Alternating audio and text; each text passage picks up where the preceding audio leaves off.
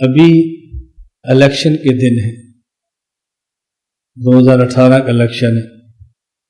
بہت سارے لوگ ہم سے پوچھتے ہیں ہم ووٹ کس کو دیں، ہمارے علاقے میں جماعت وہ ہے، ہمارے علاقے میں تنظیم وہ ہے، کس کو ووٹ دیں۔ میں نے گزشتہ کلاس میں طلباء سے بھی کہا، تخصص کے طلباء جو علماء ہیں،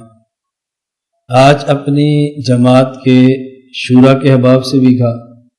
اور میں آپ سب کو بھی کہتا ہوں، پاکستان کے رہنے والے ہر شہری کو یہ بات کہتا ہوں، الیکشن کے حوالے سے اس بات کا ہمیشہ خیال رکھیں، اسلام کے لیے فائدہ مند کون ہے، نمبر 2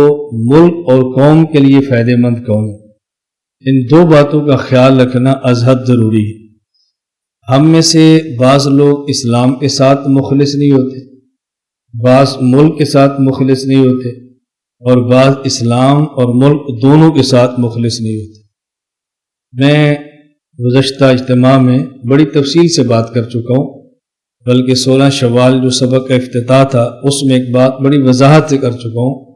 کہ جس طرح اسلام کا تحفظ علماء کرتے ہیں، اسی طرح ہمارے ملک پاکستان کا تحفظ ہمارے ادارے کرتے ہیں۔ فوج اور ہمارے ادارے اپنے ووٹ کا استعمال کرتے وقت اپنے ملک کی فوج اور ملک کے تحفظ کرنے والے اداروں کے رجحانات کو مد نظر رکھیں۔ بہت ساری باتیں ایسی ہیں جو عام آدمی کے علم میں نہیں ہوتی، ان کے علم میں ہوتی ہے کہ کون سا سیاستدان ملک کو نقصان دے رہا ہے، کون سا سیاستدان ملک کو ہڑپ کر رہا ہے، کون سا سیاستدان ملک کی سالمیت کا سودا کر رہا ہے۔ وہ آپ کے علم میں نہیں ہوتا، ہمارے علم میں نہیں ہوتا، ان کے علم میں ہوتا ہے۔ پھر اس کے خلاف جب ادارے حرکت میں آتے ہیں تو ہم یہ سمجھتے ہیں کہ شاید اس بندے کے ساتھ زیادتی ہو رہی ہے، وہ چونکہ علم میں نہیں ہوتا اس لیے زیادتی کہتے ہیں۔ جب علم میں ساری چیزیں آ جاتی ہیں تو پھر بندہ کہتا ہے بہت اچھا ہوا اور فلاں بندے کے ساتھ ایسا ہونا چاہیے۔ اس لیے میں آپ سے بطور خاص یہ گزارش کرتا ہوں، اور کوئی بات مانے یا نہ مانے، جو ہمارے متعلقین ہیں، ہمارے مرید ہیں، ہمارے شاگرد ہیں، وہ اس بات کا خیال کریں کہ پاکستان کی سالمیت کا خیال بہت ہے، پاکستان کی سالمیت کا سودا نہ ہونے دیں، استحکام پاکستان پر کمپرومائز نہ کریں، بالکل جس کا بہت خیال کریں۔ تو جس کینڈیڈیٹ کو اداروں کی سپورٹ ہو، ملک کی سالمیت کی بنیاد پر آپ اس کینڈیڈیٹ کا ساتھ دیں،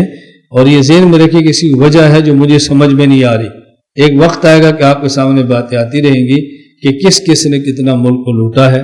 ملک کو تباہ کیا ہے، ملک کو کس نے کس جگہ پر جا کر پہنچا دیا ہے۔ اللہ ہم سب کو یہ بات سمجھنے کی توفیق عطا فرمائے، اس کا آپ سب حضرات بہت زیادہ خیال فرمائیں۔ لا الہ الا اللہ، لا الہ الا اللہ، لا الہ الا اللہ، ما لنا رب سوا۔ لا الہ الا اللہ، لا الہ